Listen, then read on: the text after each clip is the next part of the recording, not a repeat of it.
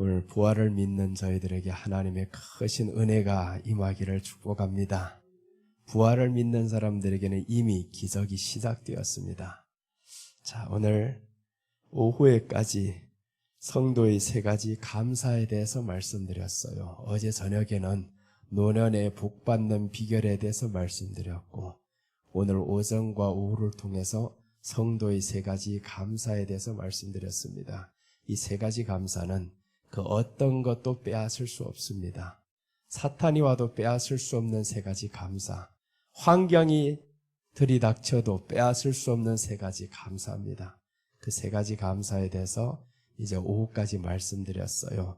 첫째 감사는 예수님으로 인해서 승리하게 하십니다. 예수님이 우리를 도와주심으로 인해서 승리하게 하셔요. 그러니까 우리는 예수님이 나를 도와주심으로 나는 승리한다. 그것 때문에 감사를 해야 된다라는 겁니다. 그 어떤 일이 잘 되어가지고 감사헌금 낸다. 감사해요. 이런 거는 잠깐입니다. 일이라는 것은 좋다가도 안 좋을 때가 있고요.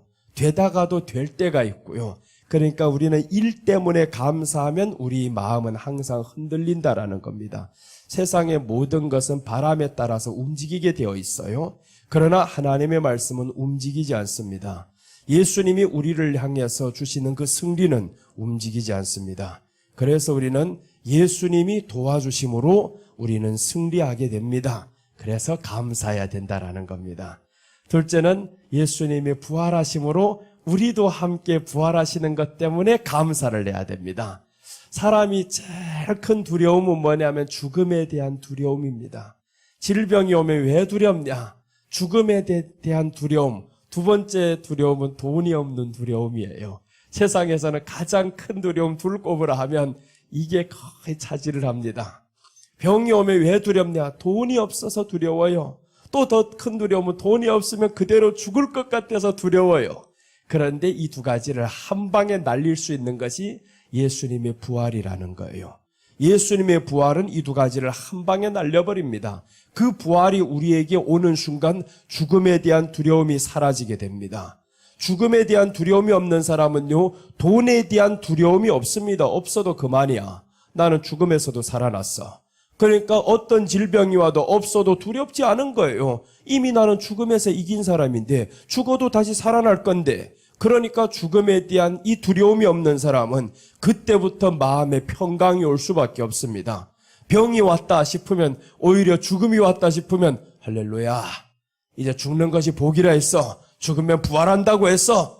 더 빨리 살아나는 날이 바로 부활이라는 거예요. 그러니까 죽음이라는 것이 찾아오면 우리에게는 감사로 오히려 바뀌어지는 겁니다. 그래서 부활은 우리로 하여금 그 어떤 것도 빼앗아갈 수 없는 감사예요. 그 누구와도 이 우리에게 있는 부활에 대한 감사, 이것은 빼앗을 수 없습니다. 그리고 셋째는 우리가 하신 것에 대해서 하나님이 기억을 하십니다. 너희 수고에 대해서 기억을 하시겠다라는 거예요. 헛되지 않게 하겠다. 지금까지 하는 모든 수고가 있습니다. 그러나 보편적인 수고가 있는가 하면 꼭 어떤 사람들은 큰 일을 해야만이 하나님의 일을 한 줄로 알고 있어요. 그런데 성경에 말한 수고는 예수님을 믿는 믿음에서 흔들리지 않는 것, 이런 것도 하나님이 기억하겠다라는 겁니다.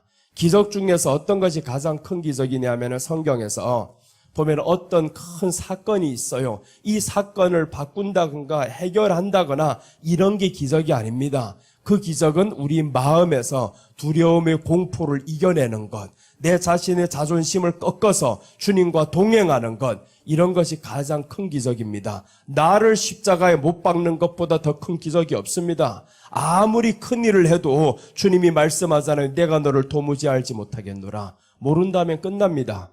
귀신 쫓는 능력이 있으면 뭐랍니까? 권세를 행하면 뭐랍니까? 주님이 모르겠다고 하는데 왜 모르겠다고 하겠어요? 이유는 하나입니다. 모르겠다 하는 이유는 너는 권세 아래만 살았지 예수님 안에서 산 적이 없다라는 거예요. 그래서 우리가 예수님 안에 살아가는 사람들은 자신을 십자가에 못 박습니다. 내 마음을 다스립니다. 내 마음이 다스려지는 거예요.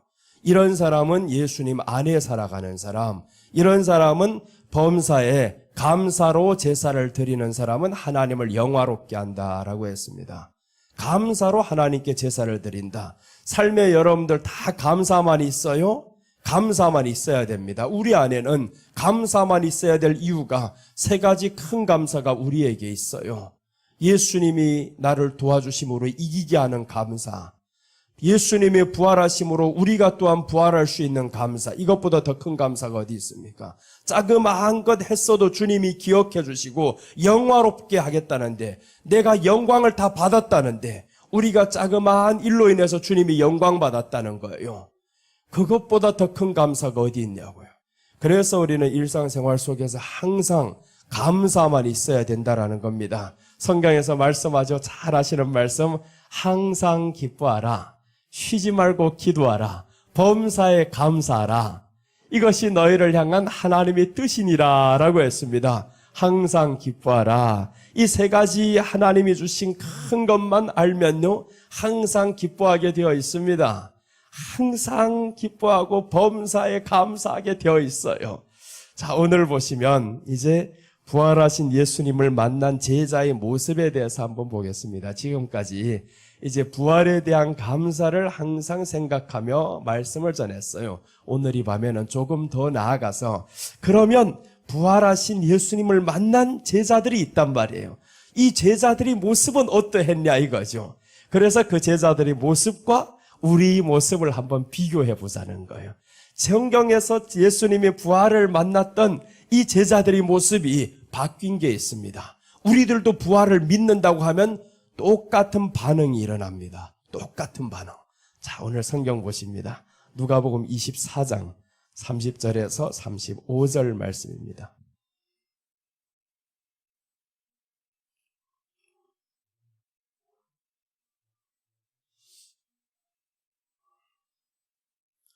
누가복음 24장 30절에서 35절까지 우리 한 목소리로 봉독해 올리겠습니다. 다 같이 읽겠습니다.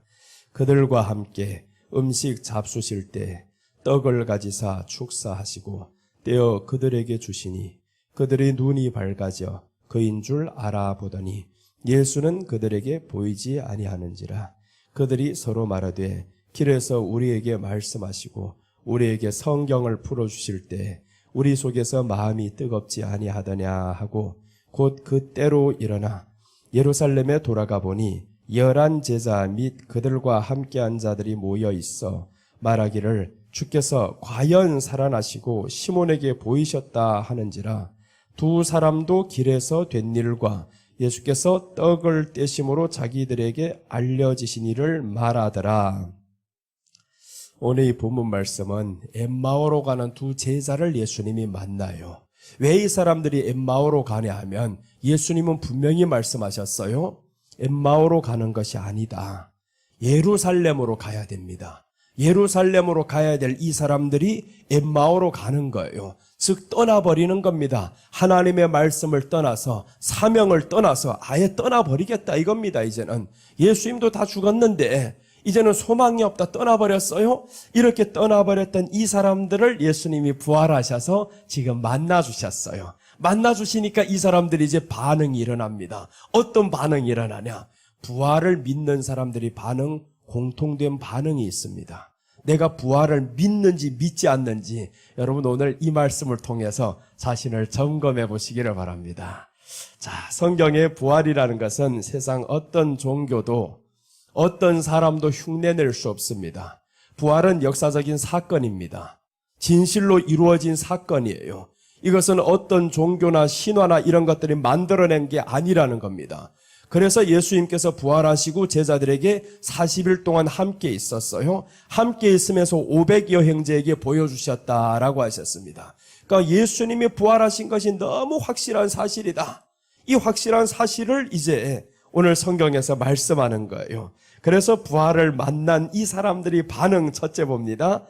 부활하신 예수님을 만난 제자의 모습입니다. 첫째입니다. 첫째는 눈이 밝아졌습니다. 31절 본문 말씀 31절 보시면 그들의 눈이 밝아져 그인 줄 알아보더니 예수는 그들에게 보이지 아니하는지라. 자, 눈이 밝아졌다라고 말씀했었죠. 이 눈이 밝아졌다.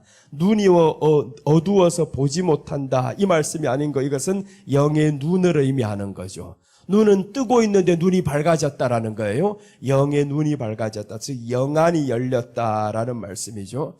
부활을 만난 예수님의 제자, 저들의 모습은요, 영안이 열려버렸습니다. 영안이 열렸다. 그럼 영안이 열리면 뭐 이런 세계가 다른 사람들의 마음이 다 보이느냐? 그런 영안이 아닙니다. 영안이 열렸다라는 것은 누가 보여지냐면 예수님이 딱 보여지는, 부활하신 예수님을 만나고 나니까 영안이 열려버렸다라는 거예요. 영안이 열리면 그럼 어느 세계를 보냐면 영의 세계가 보이는 겁니다. 영의 세계는 어디가 영의 세계냐? 하나님의 나라가 영의 세계인 거예요. 하나님의 나라가 영의 세계다. 오늘 이 땅에서 뭐 영안이 열려가지고 영의 세계를 보게 해주세요, 이렇게 기도하는 사람이 있어요. 영의 세계가 뭔지 알아야 됩니다.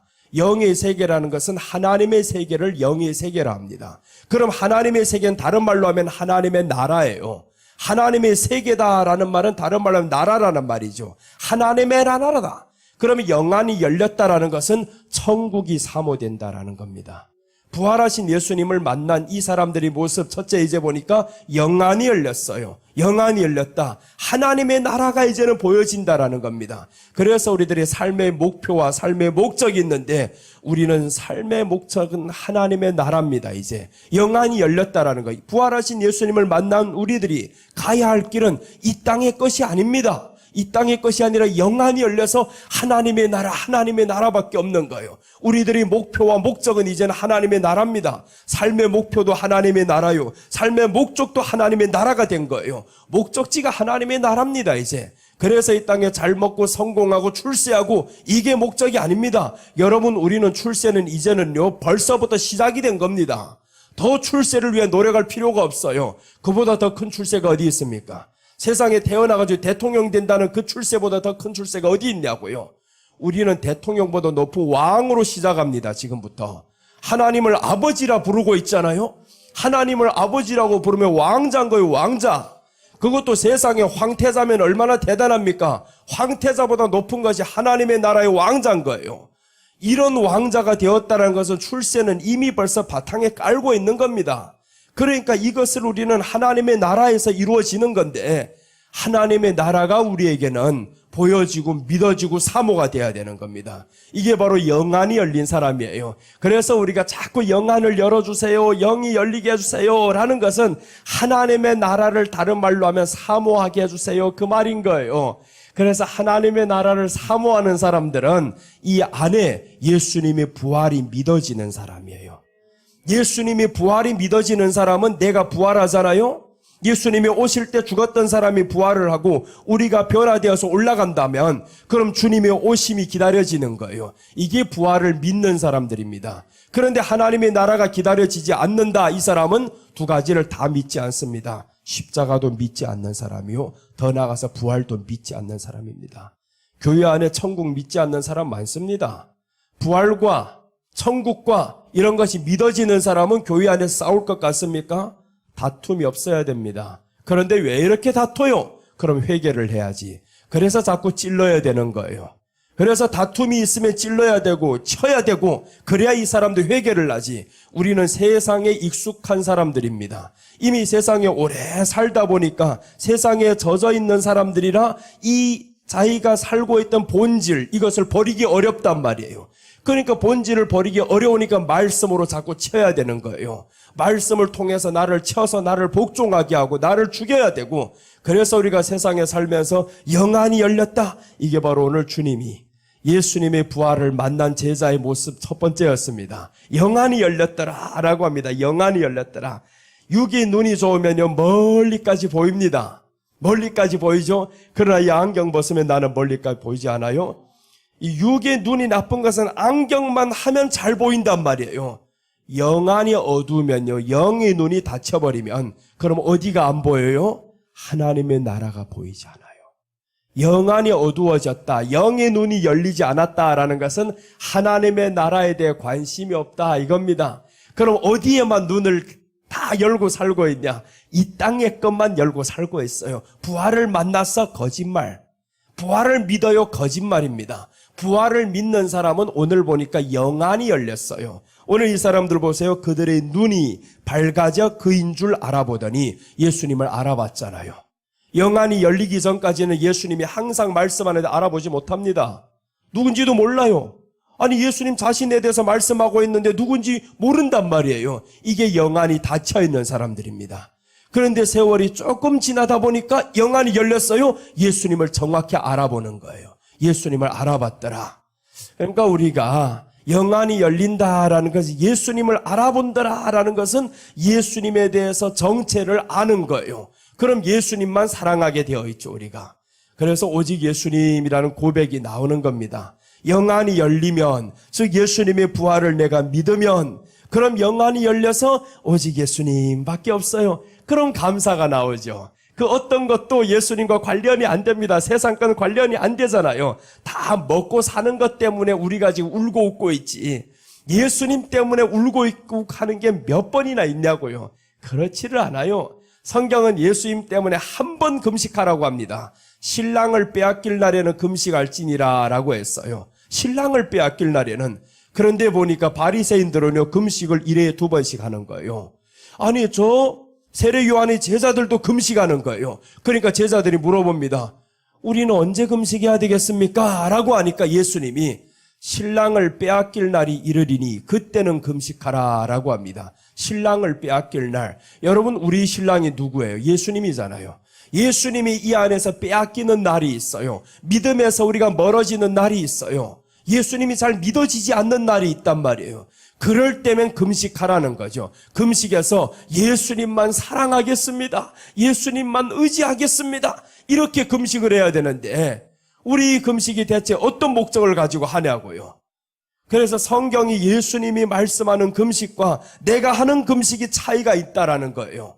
오늘 우리는 성경에 따라서 가야 됩니다. 부활을 만난 제자들의 모습을 보니까 눈이 열렸습니다. 영안이 열렸어요. 영안이 열렸다라는 것은 하나님의 나라가 이제 보여진다라는 겁니다. 사모가 된다라는 거죠. 육의 눈으로 보는 하나님의 나라가 아니에요. 영안이 열렸다라는 건 하나님의 나라밖에 없는 거예요. 예수님이 이 땅에 오셔서 첫 번째 전했던 말씀이 있습니다. 회개하라.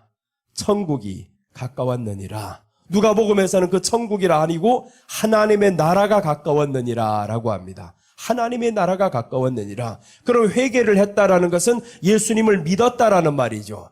예수님을 믿었으면 하나님의 나라가 가까웠음을 우리는 이제는 믿는 거예요. 그게 바로 믿음이라는 겁니다. 믿음 들어왔다 하면 하나님의 나라 이제는 가까이 오는구나. 즉 예수님이 곧 가까이 오는구나. 이걸 믿는다라는 것이 믿음인 거예요. 그래서 성경은 뭐라고 말씀하냐 하면 네 믿음이 너를 구원하였느니라고 했는데 그 믿음이 어떤 믿음이냐. 사람들은요 질병에서 고침받는 믿음인 줄로 알고 있습니다.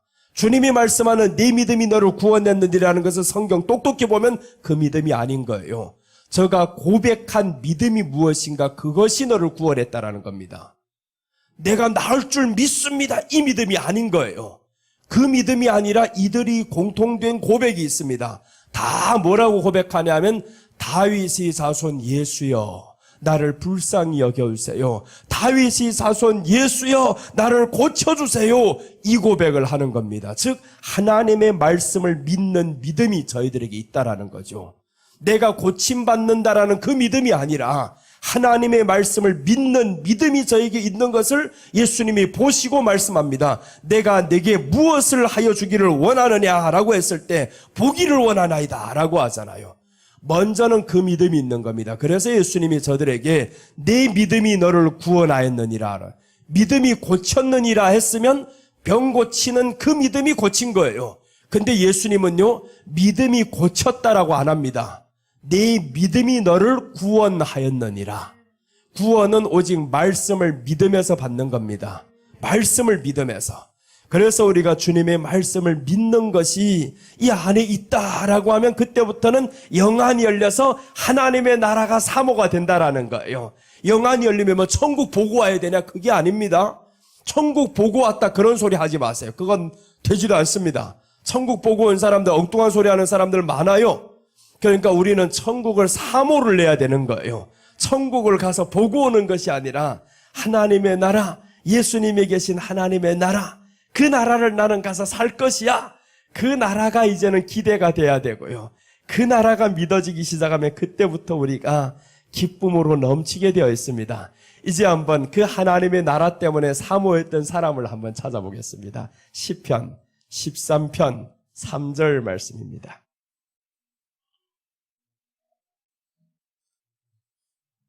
시편 13편 3절입니다.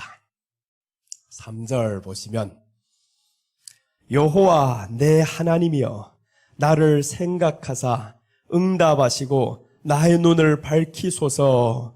두렵건대 내가 사망의 잠을 잘까 하오며. 자, 오늘 시편 기자가 말씀하죠. 하나님 나를 생각하시고 나를 응답하시고 나의 눈을 밝혀주세요 라고 하는, 눈을 밝혀주세요. 이 말씀 뭐예요? 영안을 열어주세요 라는 거죠. 영안을 열지 않으면 어디에서 잔다는 거예요? 사망의 잠에서 잘까 하오며. 그럼 사망의 잠은 세상의 것들로 내가 잠겨서 살까 하오며, 이런 거라는 거예요. 영안이 열리지 않으면 온통 세상 것에 내 마음이 빼앗겨 있습니다. 그럼 이 사람은 믿음의 사람이 아닌 거예요. 아직까지도 영안이 열리지 않는 사람, 그 과정에 가는 사람에 불과합니다. 그 과정에 가는 거죠. 그러니까 희망은 없는 건 아닙니다. 희망은 있어요. 거기로 가고 있으니까. 그러나 중요한 것은 오늘 시편 기자는 말씀합니다. 나의 눈을 밝히소서. 두렵건대 내가 사망의 잠을 잘까 하오며. 사망의 잠을 잔다라는 겁니다. 사망의 잠을 잔다. 영안이 열리지 않으면, 하나님의 나라가 보이지 않으면, 믿어지지 않으면, 그럼 땅의 것만 생각하면서 산다, 이 말이죠. 땅의 것만 생각하면서 살면 로마서 6장에서 말씀합니다. 8장 6절에 보시면 육신의 생각에 대해서 말씀합니다. 육신의 생각은 뭐냐? 육신의 생각은 하나님의 일을 기쁘게 할 수가 없어요. 자, 한번 봅니다. 육신의 생각은 사망이요, 영의 생각은 생명과 평안이니라. 영의 생각이 뭡니까? 영안이 열린 거죠. 영안이 열렸으니까 생명과 평안, 생명과 평안은 어디에만 있냐? 하나님의 나라에만 생명이 있고 하나님의 나라에만 평안이 있는 거예요. 그래서 성경에서 말씀합니다. 로마서 14장 17절에 보시면 하나님의 나라는 먹고 마시는 것이 아니다, 이렇게 말씀하는 거예요. 하나님의 나라는 먹고 마시는 것이 아니다, 의와 평강과 희락이라 라고 말씀을 했어요. 먹고 마시는 것 하나님의 나라가 아니다. 의와 평강과 희락은 다 어디에서 있냐? 하나님의 나라에서만 있는 거예요. 영안이 열린 사람만 있는 겁니다. 그러니까 우리가 이 땅에서 예수님의 부활을 만난 사람들은, 믿는 사람들은, 아, 영안이 열려서 하나님의 나라를 바라보며 사는구나. 이제는 하나님의 나라를 바라보고 산다는 것은 나는 이 땅의 사람이 아니다, 육에 속한 사람이 아니라 영에 속한 사람이라는 거죠. 자, 이제 로마서 8장 7절 한번 내려갑니다. 7절 보시면, 로마서 8장 7절. 자, 보시면 육신의 생각은 하나님과 원수가 되나니 이는 하나님의 법에 굴복하지 아니할 뿐 아니라 할 수도 없습니다. 육신의 생각은, 그러니까 영안이 열리지 않는 사람은, 하나님의 나라가 보이지 않는 사람은, 믿지 않는 사람은 하나님의 원수가 된다라는 거죠. 하나님의 원수가 된다. 그게 두려운 겁니다. 교회 안에서 하나님의 원수인 사람들이 수도 없이 많아요.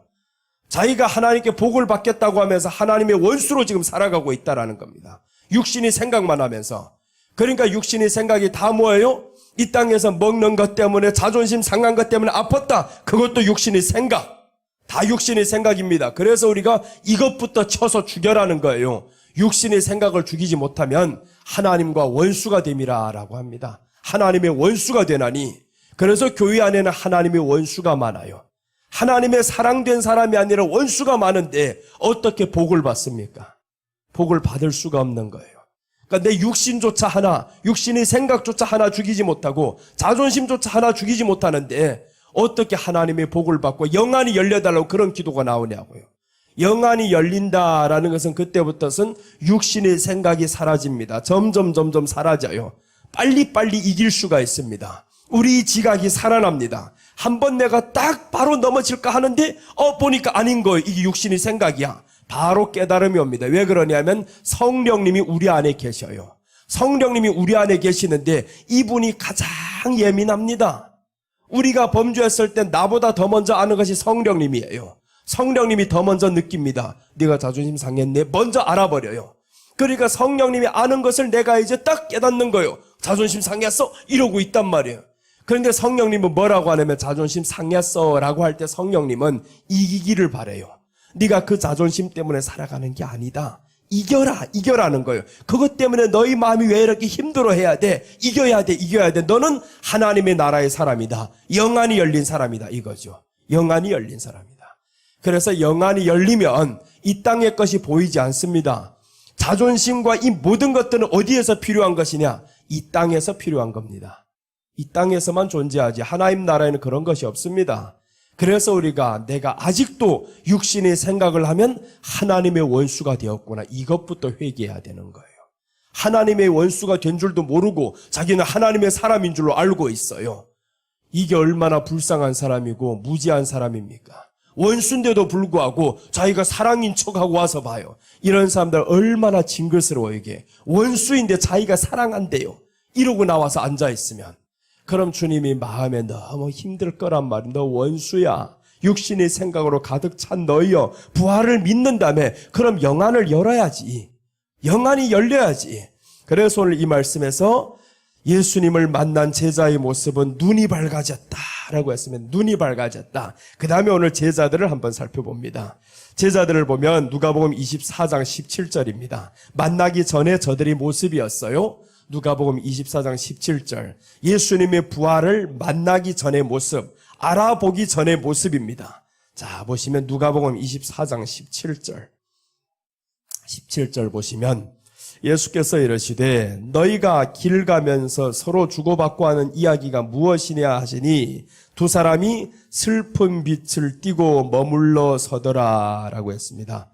슬픈 빛을 띠고 머물러 서더라. 예수님이 저들에게 물어보죠. 주고받고 하는 이야기가 무엇이더냐라고 하는데 보니까 슬픈 빛을 띠고 있어요.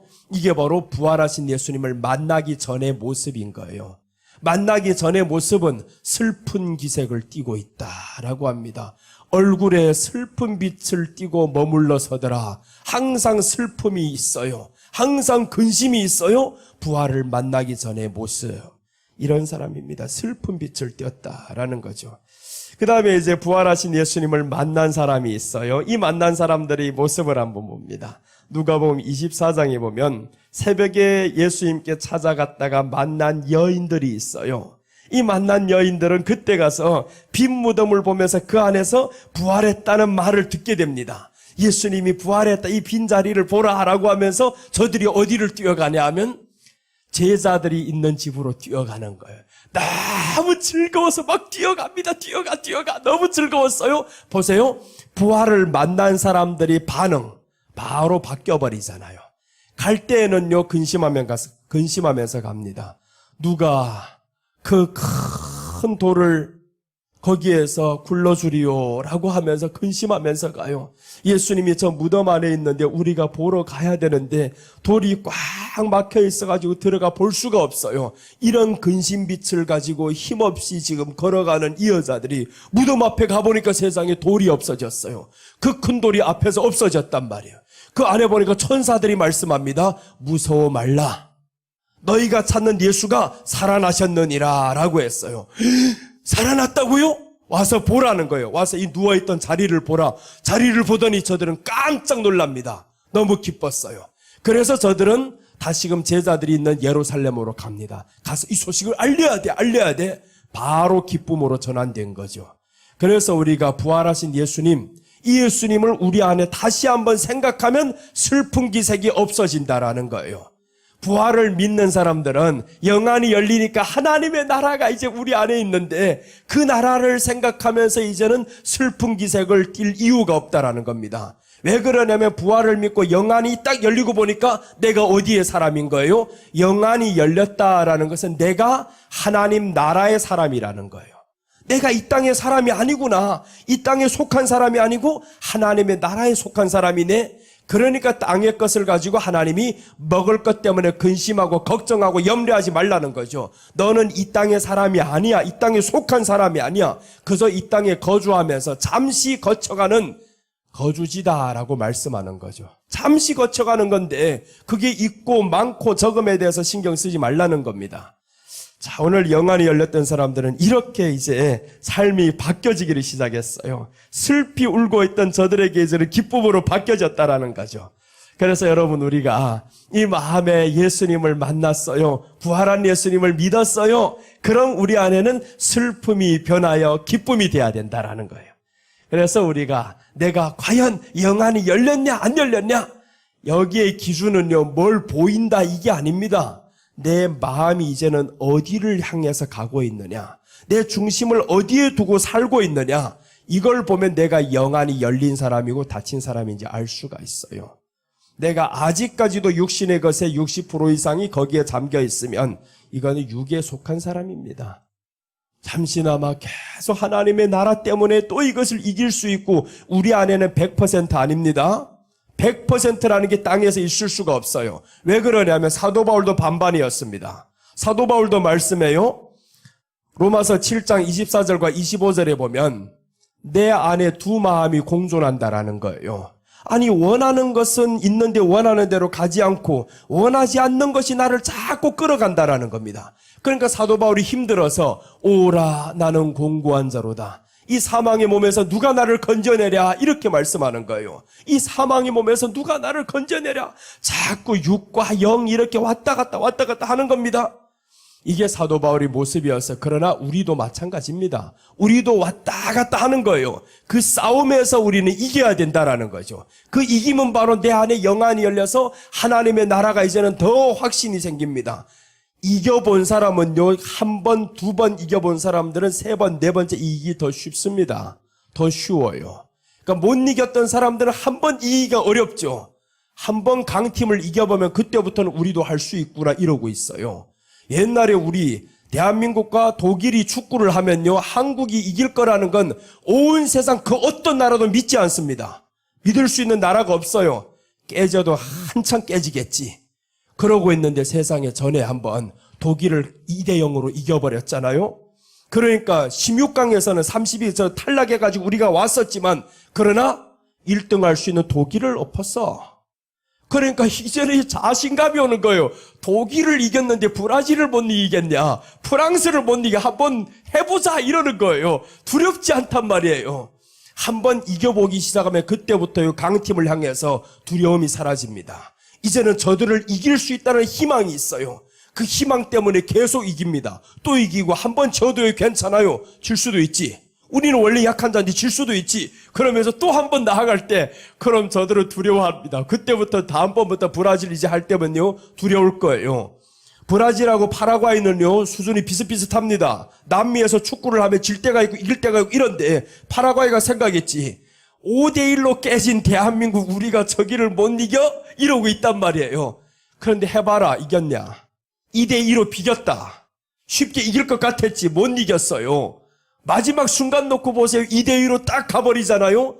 이겨본 사람은요, 그 안에 이긴다라는 이 면역력이 쌓이기 시작합니다. 그래서 우리가 하나님의 나라가 이 안에 딱 임하기 시작하면 그때부터는 우리는 이긴다 이거예요. 이긴다. 이게 쌓이기 시작하면 한 번, 두 번 계속 이깁니다. 육신이 자존심 별것 아니야 이렇게 생각하면 별것 아닙니다. 그렇다고 해가지고 자꾸 자존심 상하게 하는 사람 있죠? 그런 사람한테 가지고 네가 나를 상하게 했으니 다시 한번 또 해라고 이러지는 말아요. 괜히 웃음 당합니다. 그러니까 그런 사람은 알아서 지혜를 가지고 멀리 하셔요. 나를 너무 자꾸 어떨 때면 이 자존심 건드리는 사람 있죠. 무시하는 사람 있죠. 거기에 가서 기어이 찾아가서 아유 내가 어제 상했으니까 이번에 상하지 않으려 이러고 가봐요. 또 상합니다. 지혜를 가지고 그런 사람은 조금 멀리 해야지. 내가 맞을 수 있는데 왜 자꾸 찾아가요? 감당할 수 있는 힘이 없는데. 그러니까 우리 사람은 다 연약해요. 연약하니까 아픈 것은 피해가면 되고요. 조금 힘들다 싶으면 쉬었다 가면 되고요. 그러나 중요한 것은 멈추지는 말자고요. 멈추지는 말자. 이탈하지는 말자라는 겁니다. 이탈을 하면 안 됩니다. 오늘 영안이 열렸던 이 사람들이 슬픈 빛이 사라지기 시작했어요. 자, 오늘 둘째까지만 보겠습니다. 자, 예수님의 부활을 만난 제자의 모습. 첫째는 영안이 열렸습니다. 영안이 열렸다. 눈이 밝아졌어요. 영안이 열렸어요. 하나님의 나라가 보여집니다. 둘째입니다. 둘째, 저들의 모습은 마음이 뜨거워집니다. 누가복음 24장 32절 부문으로 다시 돌아옵니다.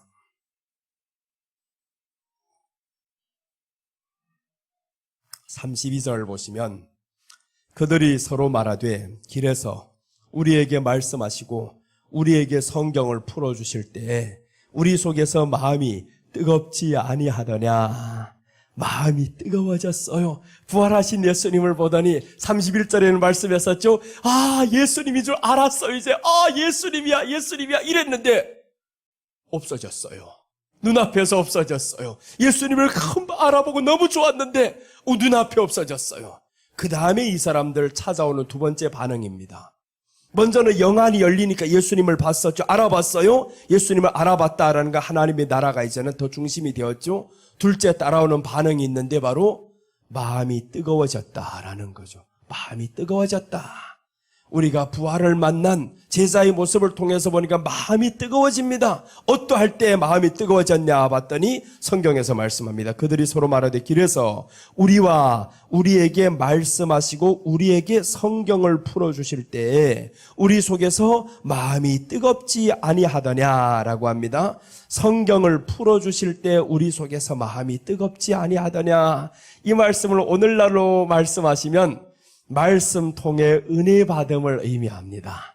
이렇게 말씀을 통해서 은혜를 받을 때 내 마음이 뜨겁지 아니하더냐 이건 거죠. 말씀을 통해서 은혜를 받으니까 마음이 뜨거워지는 거예요. 마음이 뜨거워진다. 그래서 우리가 말씀을 통해서 은혜를 받는 사람들은 부활을 믿는 사람들이에요. 이 부활이 있는 사람들은요, 첫 번째는 하나님 나라가 확 이렇게 보여지지 않는 사람들이 있어요. 요 두 번째 거는 희미하게라도 우리에게 증거를 가져다 줍니다. 내가 말씀 들을 때, 말씀 깨달을 때 이 마음이 뜨거워지는 거예요. 아멘 하고 이 마음에 막 힘이 생기는 겁니다. 이런 사람들에게는 부활이 있는 사람들이에요. 부활이 있다라는 거죠. 그래서 어떤 말씀을 가르쳤냐 봤더니 27절에서 모세와 시편에 기록된 것을 예수님이 자세히 설명해 주셨어요. 자, 27절 보십니다. 이에 모세와 모든 선지자의 글로 시작하여 모든 성경에 쓴 바 자기에 관한 것을 자세히 설명하시니라. 자기에 관한 것을 모세의 글, 창세기부터 신명기까지 모세의 글입니다. 모세 오경이다 그러죠. 시편에 기록된 바 선지자의 글 하니까 구약을 통틀어서 누구의 이야기냐? 예수님 이야기라는 거죠.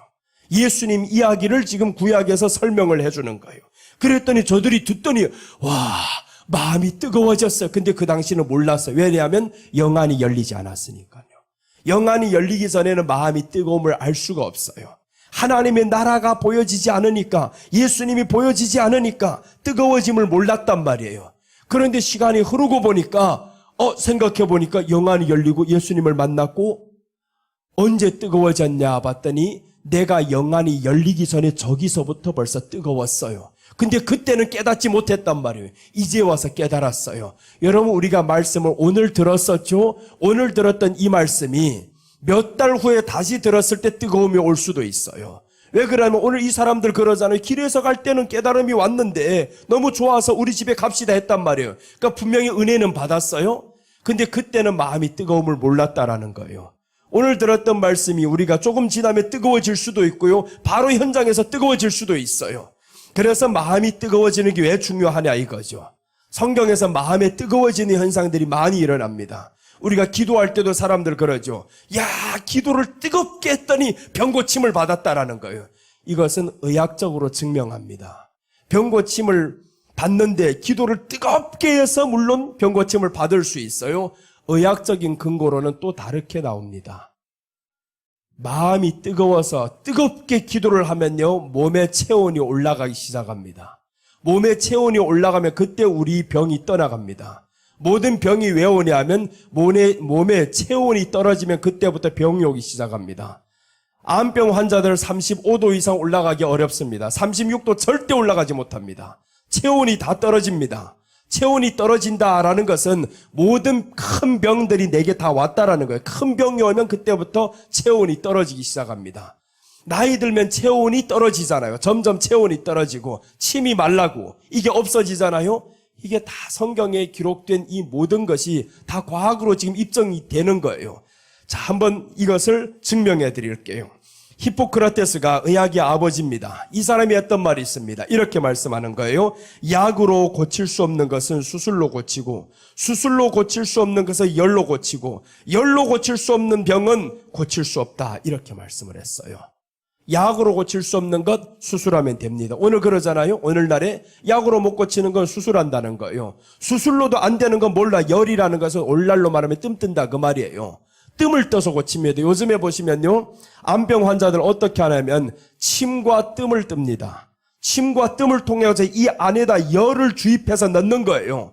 그러면 이 안에 뜨거운 열기가 들어가면서 결국에 이 세포들이 죽어가기 시작하는 거예요. 나쁜 세포들이. 그래서 이제 열로 고친다라는 겁니다. 그러면서 이 사람이 이렇게 말씀을 했어요.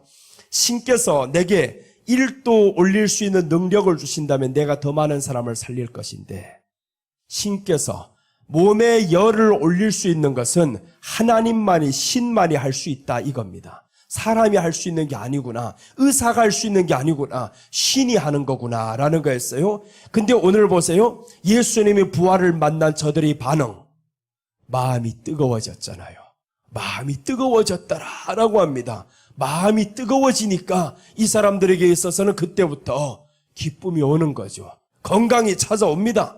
그래서 오늘 기도할 때 마음에 뜨거워지는 거, 열이 나면서 충만하고 막 뜨겁게 하다 보니까 너무 기뻐요. 뜨거워서 어떻게 할 수가 없어요. 그래서 예전에 사람들 자꾸 이렇게 말합니다. 기도할 때 불 받았다, 불 받았다. 왜 그 불이 뭐예요? 뜨겁다 이거예요. 마음이 뜨겁다. 그게 불 받았다라는 거예요. 마음이 뜨거움이 오면요, 건강이 찾아옵니다. 왜 그래? 의학적으로는 뜨거워졌다는 거, 몸이 뜨거워지니까 이제는 이 안에 온도가 올라가는 거예요. 체온이 올라가는 거예요. 체온이 올라가서 의학적으로는 병을 고친 거예요. 그 다음에 영적으로는 기도를 해서 고쳤다 그러지, 의학적으로는 우리가 기도를 뜨겁게 했더니 몸의 체온이 올라간단 말이에요. 그래서 기도할 때도 뜨겁게 해야 되고요. 목사님들도 설교할 때 뜨겁게 하면요, 이 사람의 건강이 엄청 좋아집니다. 내가 설교를 하다가 지금 감기 다 나버리잖아요. 어제 저녁에 보세요. 하기가 굉장히 어려웠습니다. 힘들었어요. 목도 아프고 목소리도 잘 나오지도 않고 코가 꽉 막혀서 말도 잘 안 되고. 그런데 오늘 오후까지 보니까 그러든 말든 왔으면 사명은 다해야지. 그래서 뜨겁게 했단 말이에요. 계속 뜨겁게. 오후에도요, 내가 지난번까지 왔어도 그렇게 건강할 때도요, 오후에는 4시 이상 초과를 안 합니다. 3시 50분까지 설교를 하고 오후 시간을 마치는 거예요. 그런데 오늘따라서 4시 반 넘어까지 했어요.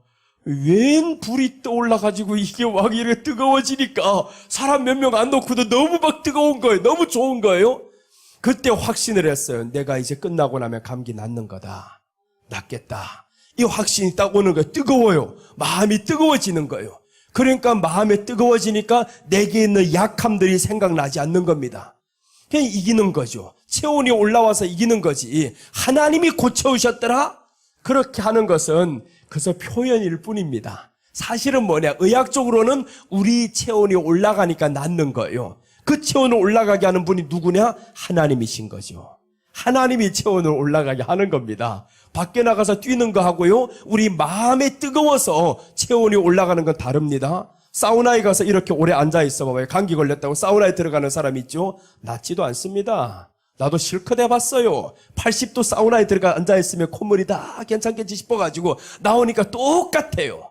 낫지도 않아요. 그런데 우리 마음에서 뜨거움이 나오면 그때부터 고침받습니다. 그래서 우리는요, 뜨거워야 됩니다. 말씀 들을 때 뜨거워야 되고, 기도할 때 뜨거워야 되고요, 찬송할 때도요, 의도적으로 막 박수치며 땀나는 거 의미가 없어요. 의도적으로 하는 게 아니라는, 이 뜨거움이라는 것은 마음에서 우러나오는 뜨거움입니다. 말씀 들을 때도 마음에서 우러나오는 감동이 있어요. 그런 감동이 임하면, 야, 이때 잘 살려야 됩니다. 그때 이 감동이구나 싶을 때 계속 아멘으로 하나님 앞에 나아가고, 그때는 역사의 시작인 거예요. 이게 바로 영적으로 우리가 깨어나는 겁니다. 영의 반응이 예민해지는 거예요. 하나님의 역사의 순간을 놓치지 않는다라는 거예요. 그런데 영의 반응이 둔한 사람은 하나님의 역사의 순간을 놓쳐버립니다. 애들 뛰노는 거 가만두세요. 가만두세요. 다 괜찮습니다. 애들 뛰노는 거 절대로 뭐라 하지 마세요. 저게 제일 정상인 거예요. 괜히 잡으려고 하다 애들 울어번지면 큰일 납니다. 그러면 그러고 또 어떤 사람, 내가 목사가 충만하다고 해가지고, 주여, 당장 그칠지어다 했는데 더 울어버린다. 그렇게 기도도 하게 하지 말아요. 그렇게 안 하거니와 애들 뛰노는 게 너무 얼마나 이뻐요. 저 밖에 나가 뛰노는 게 아니고 여기서 뛰노니까 얼마나 좋아요. 가만두세요. 그래서 여기까지 안 나오는 것만 해도 얼마나 다행인 거예요.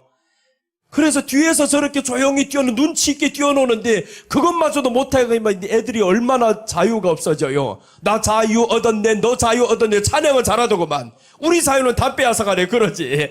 그렇게 애들 뛰노는 거를 교회 안에서 좀 가만두라는 거. 제발 가만두라. 괜히 뛰어노는 걸 억제하다가 애들 터져버리면요 더 고생입니다. 그거. 그러니까 애들 방을 따로 만들어 놓잖아요. 따로 만들면 은혜가 됩니까? 안 되지. 그 안에서 뭘 하겠어요. 그거. 그래서 이렇게 한 공간에 있는 게 얼마나 좋아요. 저래 보여도 애들이 다 들어요. 하다 보면 하나님의 은혜가 어떻게 하다가도 다 듣게 만듭니다. 자, 그래서 우리가 설교를 들을 때, 기도를 할 때 뜨거움이 왔다라면 그때는 의도적으로 이 뜨거움을 살리시기를 바랍니다. 뜨거움이 올 때는 살려야 되는 거예요. 하나님의 반응이 우리에게 왔어요. 그때 반응이 왔는데 멈춰버린다. 이거는 영적인 세계를 너무나 몰라서 그렇습니다. 영적인 세계의 깊은 데로 딱 들어가려면 우리 안에 하나님의 감동과 뜨거움이 있다고 하면 이때 놓칠 때 아니구나. 이때 뿌리를 뽑아야 되는구나. 그래가지고 그때 힘들어도 막 뽑아버리기 시작하면 약한 것이 떠나가 버립니다. 그때 질병이 고침받을 수 있는 기회일 수도 있고요. 문제가 해결받을 수 있는 기회일 수도 있는 거예요. 하나님의 은혜는 마음에 항상 뜨거움이 오는 게 아닙니다. 이게 열이 달궈져야 어떤 날에 뜨거움이 오는 거잖아요. 열이 지금 잘 달궈졌는데 식어버렸다. 바로 식혀버리면 안 되는 거예요. 그래서 오늘 우리가 히포크라테스가 했던 말씀이 1도 올릴 수 있는 능력을 내게 주신다면 내가 많은 사람을 살릴 수 있었을 건데 하나님이 너에게는 은혜를 안 줬어. 그런데 우리에게는 은혜를 주셨습니다. 부활을 믿는 사람들, 오늘 제자들의 모습을 보니까 마음이 뜨거워졌더라라고 했잖아요. 이 마음이 뜨거워지니까 슬픈 빛이 사라지기 시작합니다. 마음의 근심이 사라지고 우울증이 사라지고 질병도 사라지고요. 그래서 우리가 뜨겁게 예수님 믿어봅시다. 한번 믿는 것, 얼마 남지 않은 것, 이제 한번 뜨겁게 믿어보고 정말 이제 얼마 남지 않았어요. 내가 젊었다고요? 얼마 남지 않았어요. 우리 젊음과 상관없이 예수님이 오실 때가 얼마 남지 않았어요. 예수님이 때가 남지, 우리 때는 이제는 많다고 생각하지 예수님이 때가 얼마 되지 않았다라는 거예요. 지금 온 세상에 일어나는 사건들 보세요. 코로나부터 시작해서 지금까지 오고 있잖아요. 코로나는 벌써 지금 앞당겼다, 5년을 앞당겼다라고 다 말씀합니다. 5년 이상을 앞당겼다라는 거예요. 지금 5년 뒤에 지금 있어야 할 이 모든 일들이 지금 일어나고 있어요. 지금 원래 사실 AI 로봇이라든가 이 로봇을 통해 가지고 지금 식당에서 서빙을 하게 하는 것, 이런 일들이 있죠. 커피숍에서라든가 커피를 지금 만들고 다 로봇이 하고 있잖아요. 로봇이 더 정확하게 합니다. 이런 것들 왜 이렇게 빨리 도입이 됐느냐, 왜 교회 안에서 영상 예배 이런 예배들이 빨리 도입이 됐느냐 하면 5년이 지금 앞당겨진 거예요. 원래 이런 것들이 5년 뒤에 있어야 될 일들입니다. 그러니까 이런 것들을 미리 대비했던 나라들은 괜찮은데 대비하지 않은 나라들은 어려워지는 거죠. 그런 기업들이 어려워지는 거죠. 빨리 도입을 해버리면 그럼 적응을 하고 괜찮아지는데, 그래서 우리가 빨리 적응을 하고 도입을 하고 그러자면 우리도 거기에 대한 영적인 세계를 열어야 되는 거죠. 하나님의 나라가 이제는 이 모든 증거들을 보면서 앞당겨 왔구나. 예수님의 재림이 앞당겨 왔구나. 이게 앞당겼다라는 건 통일도 5년이 앞당겨집니다. 통일도 빨라집니다.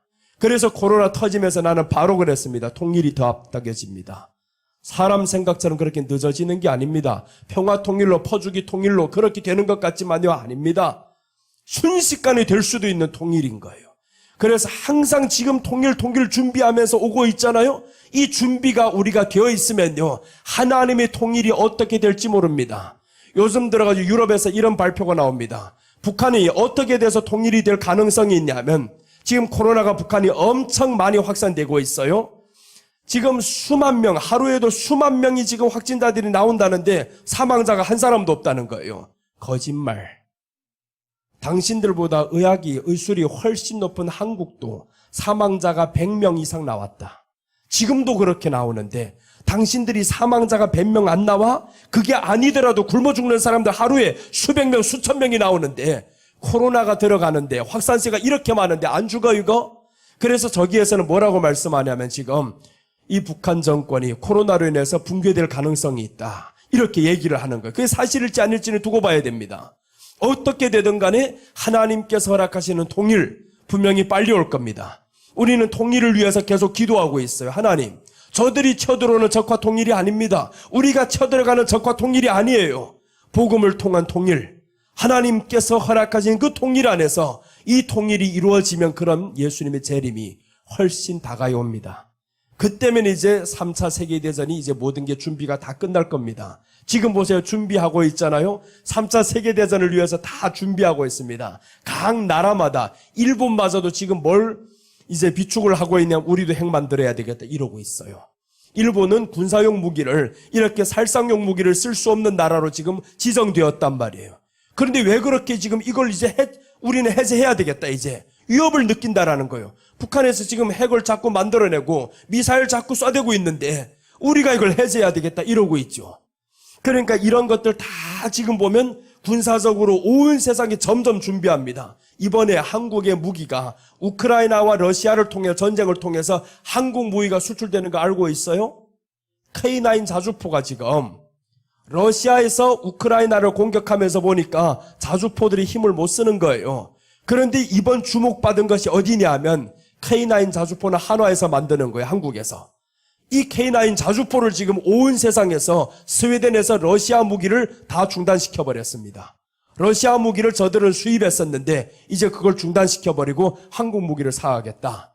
그만큼 한국 무기가 지금 인정받는 거예요. 그게 왜 그러냐 하면 하나님이 마지막 때 드러나게 만든단 말이에요.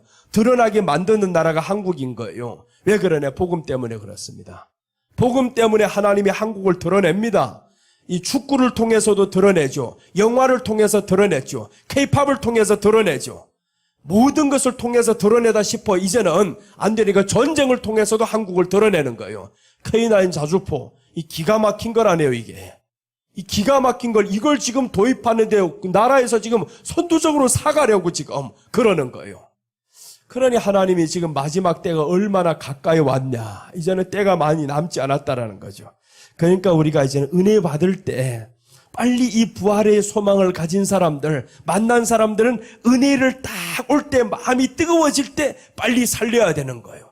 이때 빨리 살려가지고 뜨거움이 왔다 싶으면 그때 더 확 살려버리고 은혜의 장소에서 한번 은혜를 받았다 싶으면 빨리빨리 더 해가지고 순간적으로 폭발하게 만들어야 된다는 거예요. 물이 뜨거워질 때 보면요. 한 방에 안 되잖아요. 서서히 되다가 터지기 시작할 때 보면 발랑발랑발랑발랑 하면 이게 그 순간적으로 올라갈 때 계속 아래서 그 전기를 끊어버리면 큰일 나는 거죠.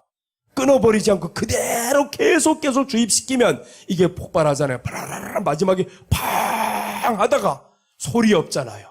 다 끓은 다음에 소리가 없단 말이에요. 여러분 우리 안에 성령으로 충만하면요 육의 소리가 사라집니다.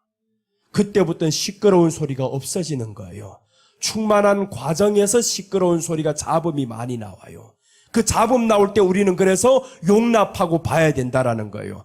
아, 이 잡음이 이제는 곧 저기로 흐르는 과정이구나.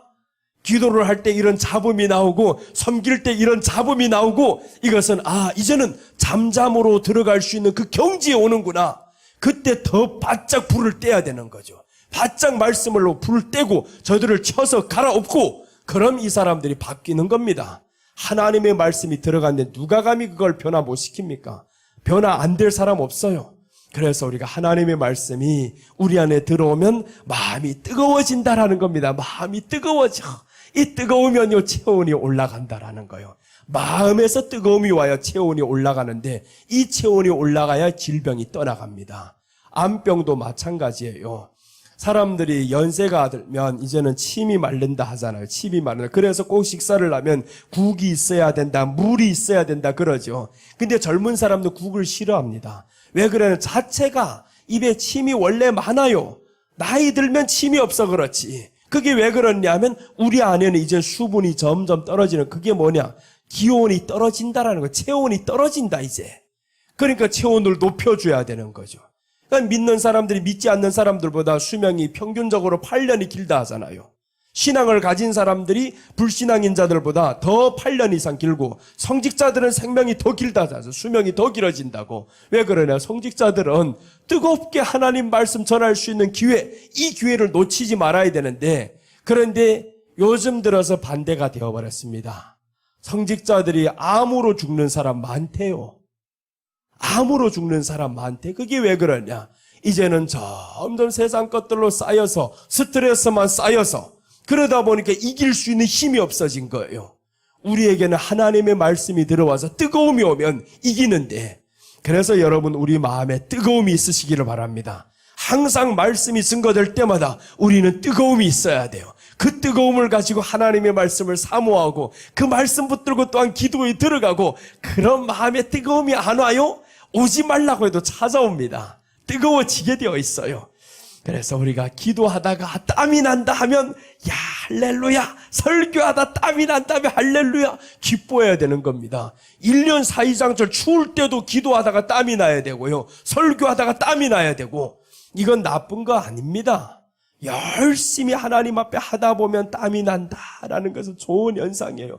야, 뜨거워지는구나. 그 땀 나는 게 싫어가지고 살살살 해봐봐요. 기도할 때도 땀 나는 게 싫어서 나는 목소리 큰 거 싫어, 이래가서 살살 해봐요. 은혜가 안 와요.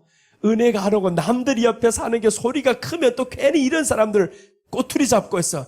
왜 저 사람은 꼭 저렇게 시끄럽게 해야 되나? 저렇게 들썩거리면서 해야 되나?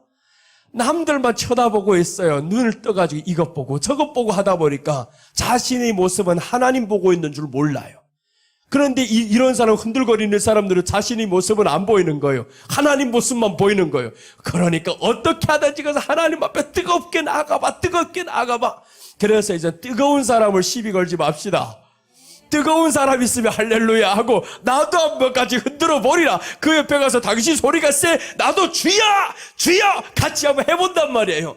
그럼 그 사람도 나보다 더 큰 소리 왔어? 이래가지고 열심히 같이 하다 보면, 야, 이런 시합이 있어야 되는 거지.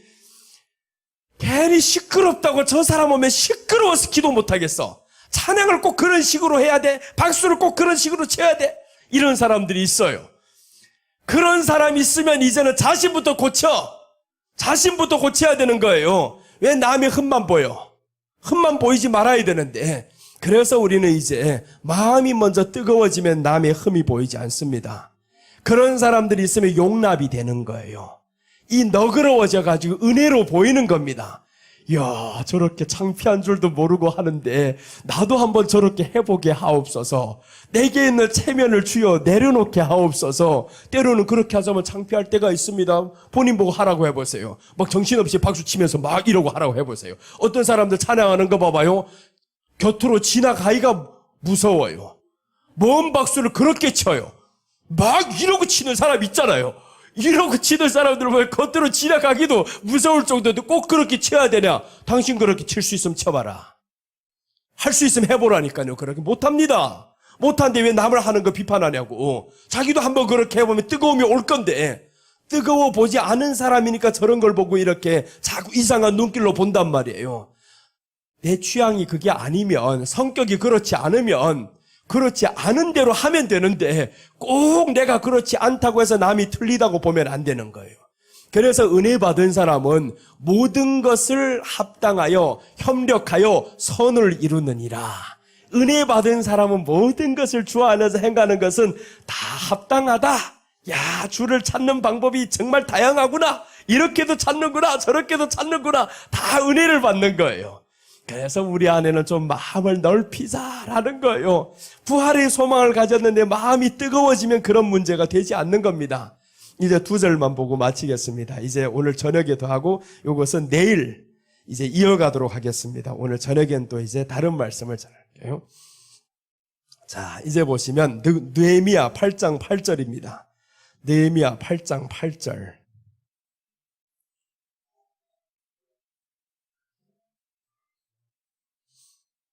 느헤미야 8장 8절 보시면, 하나님의 율법책을 낭독하고 그 뜻을 해석하여 백성에게 그 낭독하는 것을 깨닫게 하니 백성이 율법의 말씀을 듣고 다 우는지라. 이제 율법책을 낭독했다라는 것, 성경을 낭독했었죠. 낭독한 것을 해석했다라는 것은 오늘날로 말하면 설교했다 이 말이에요.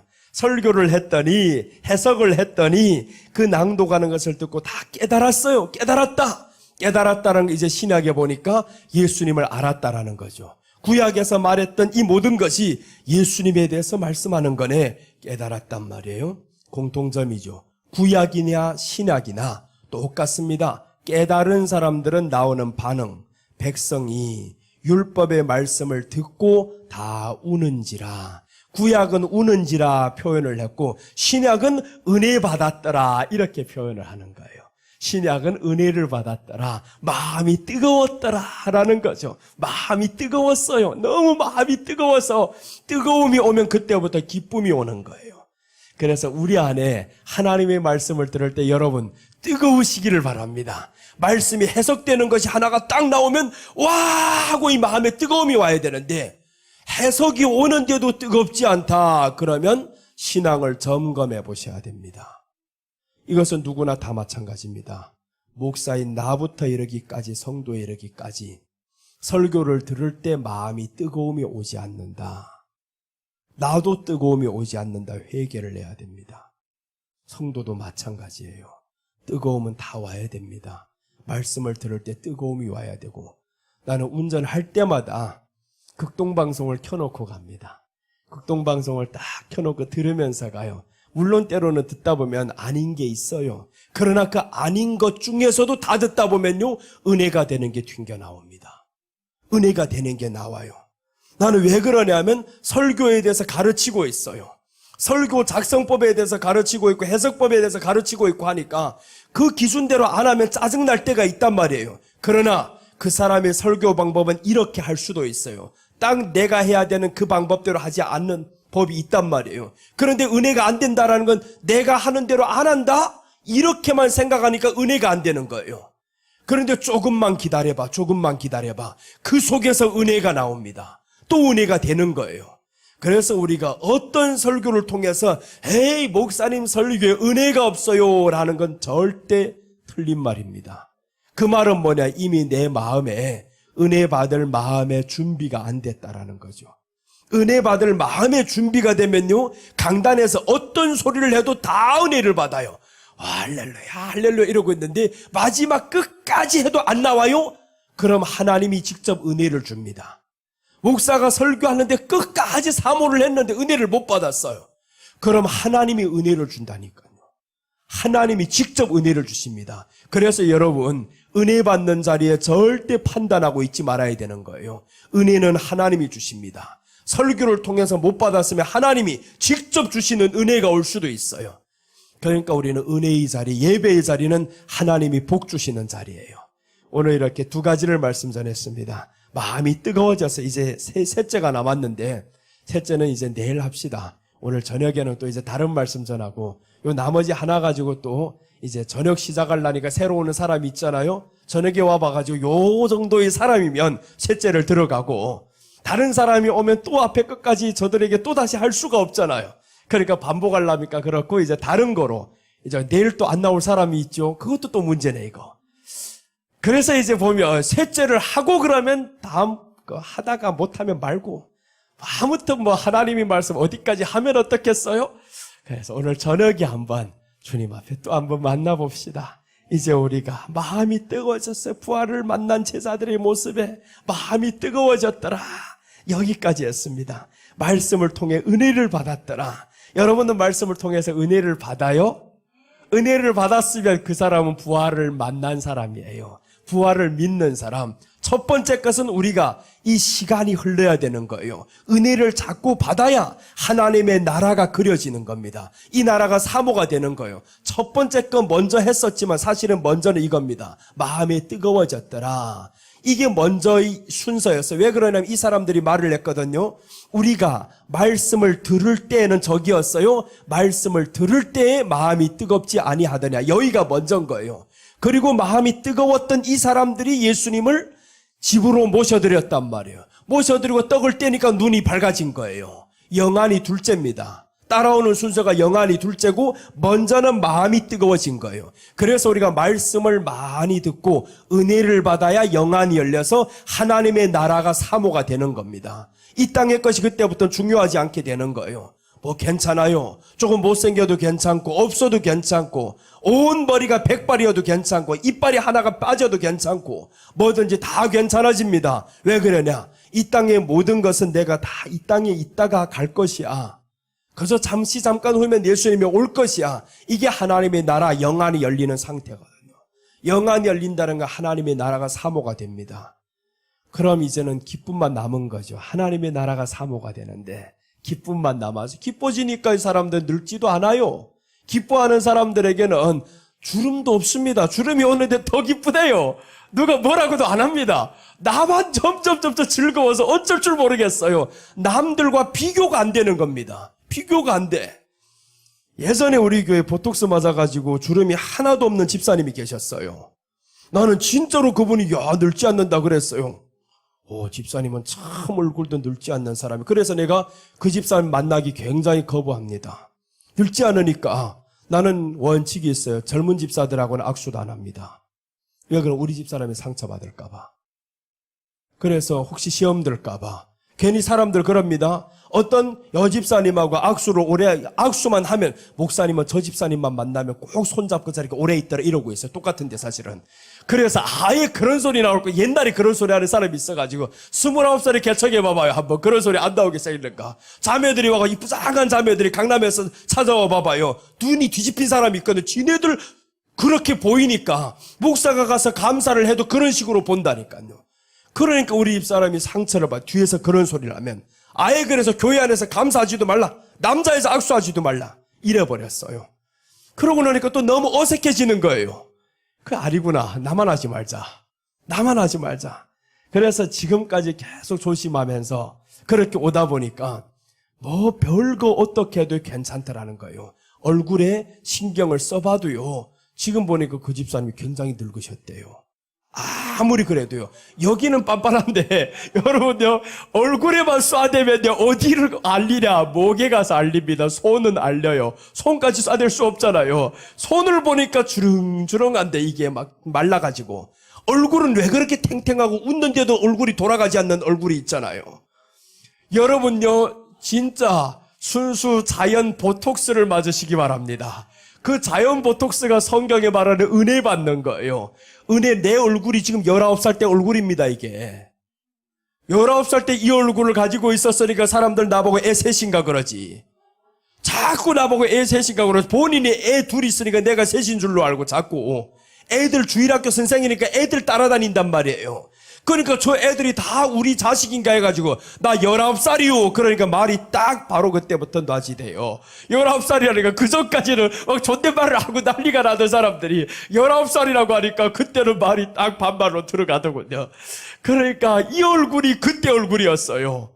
그러니까 보세요. 지금이나 옛날이나 똑같잖아요. 지금 얼굴. 그때 머리 스타일도 요 머리고 지금도 요 머리인 거 바뀜이 없습니다. 변함이 없다. 그래서 나는 예수님 안에서 누가 뭐라 하든지 항상 기뻐요. 너무 기쁜 게 탈이에요. 그래서 너무 기쁘니까 조금 어떨 때 바보처럼 보여서 그렇지. 진짜 바보인 줄로 알아. 사실은 아닌데. 그래서 여러분 우리가 세상에서 좀 바보 취급 받는다 해도 주님이 나를 기뻐하신다면 그것으로 족하시기를 바랍니다. 자, 기도하겠습니다. 하나님 아버지 감사합니다. 오늘 예수님의 부활을 만난 제자들의 모습을 보니 영안이 열렸습니다. 하나님의 나라가 보여지니까 슬픈 빛이 없어졌습니다. 걱정하던 것이 사라졌습니다. 두려움이 떠나갔습니다. 이 모든 것은 말씀을 받아서 깨달았고 은혜를 받은 이 모든 원인이 아니겠습니까? 부활을 만난 저희들, 부활하신 예수님을 만나서 말씀을 듣고 보니까 은혜를 받고 보니 이제는 하나님의 나라만 보이기 시작하고 사모만 되었습니다. 우리도 예수님의 부활을 믿는 것이 사실입니다. 주님이 우리를 위해서 죽었고 우리를 위해서 또한 부활을 하셨고 우리가 또한 부활하게 될 이 사실을 우리는 믿습니다. 이제는 우리가 육에 속한 사람이 아니요 영에 속한 사람이 되어서 하나님을 기쁘시게 하는 자들이 되게 하여 주시옵소서. 육의 것들이 조금 모자라도 부족해도 없어져도 예수님 안에서 감사하며 하나님의 나라가 있는 것 때문에 감사할 수 있는 저희들 되게 하여 주시옵소서. 예수님의 이름으로 기도드립니다. 아멘.